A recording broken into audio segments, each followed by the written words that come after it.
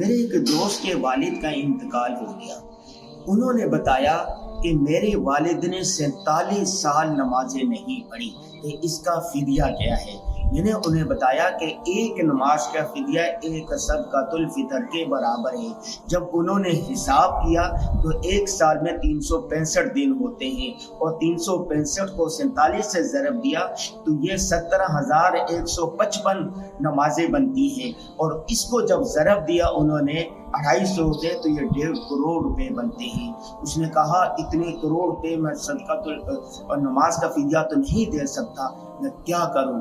हमने कहा ये तो देना ज़रूरी है, वरना क़यामत के दिन उनसे पूछ होगी, नमाज की बख्शिश नहीं है।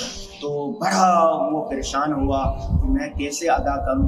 दोस्त अहबाब को मैं ये कहता हूँ कि वह नमाज कभी ना छोड़ें। आप नमाज का ज़रूर एहतमाम किया करें।